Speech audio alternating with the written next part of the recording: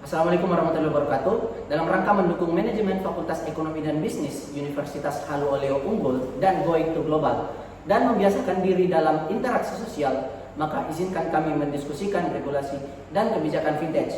Sebelum itu, perkenalkan nama saya Rifki Maulana dengan NIM B1B1231128. Perkenalkan, nama saya Muhammad Iwan Florido dengan NIM B1B1231185.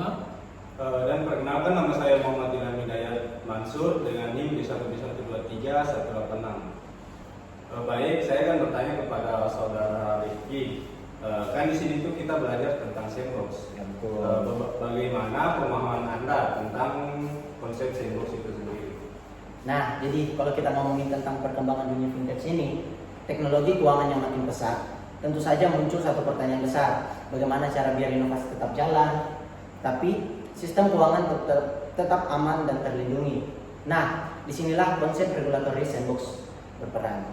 Nah, jadi regulatory sandbox itu sebenarnya adalah inisiatif dari lembaga pengawas atau regulator untuk memberikan ruang uji coba buat inovasi vintage dalam lingkungan yang terkontrol.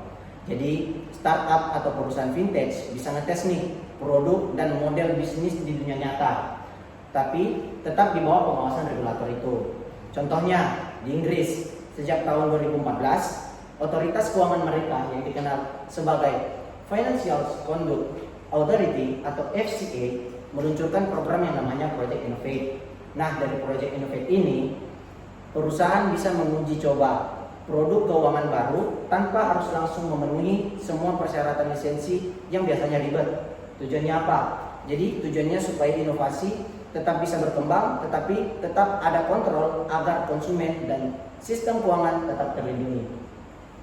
Nah, tadi kan konsep mengenai sandbox. Terus perkembangan sandbox di global dan Indonesia itu bagaimana? Bisa dijelaskan? Baik, regulasi model sandbox ini ternyata makin populer di seluruh dunia. Sejak pada tahun 2015, itu sudah ada lebih dari 8 yurisdiksi di kawasan Asia Pasifik. Ini termasuk negara kita yang dapat mengadopsi pendekatan serupa. Yang artinya regulator sekarang itu bukan cuma bertugas sebagai pengawas, tetapi juga berperan sebagai fasilitator inovasi yang proaktif. Terus kalau untuk peran tambahan regulator itu bagaimana? Selain menyediakan sandbox, regulator itu berperan aktif membangun komunikasi lewat dialog antara pelaku finansial teknologi dan regulator. Itu melalui Innovation Hub atau program-program yang sejenisnya. Misalnya di negara Hong Kong itu ada namanya Financial Technology Contact Point, dan di Amerika Serikat itu ada yang namanya lembaga seperti CVTC yang mendirikan lab CVTC untuk menampung ide-ide inovatif dan memperkuat kolaborasi antara startup dengan otoritas keuangan. Oke, nah tadi kan kita sudah ngejelasin nih penjelasan konsepnya, perkembangan global termasuk di Indonesia tadi yang Ilo sebutkan kan, dan peran tambahan regulatornya. Jadi pemanfaatan teknologi oleh regulator itu seperti apa sih? Nah, ini menarik. Regulator itu tidak cuma kasih ruang inovasi saja, tapi juga ikut berinovasi. Regulator itu sekarang mulai memanfaatkan teknologi untuk meningkatkan efektivitas pengawasan lewat yang disebut itu subtech atau supervisory teknologi. Ini mencakup penggunaan kecerdasan buatan serta analitik data untuk mendeteksi risiko serta anomali secara real time. Contohnya itu seperti di Singapura, Monetary Authority of Singapura itu mengembangkan sistem analitik untuk meninjau ribuan laporan transaksi mencurigakan tiap bulannya.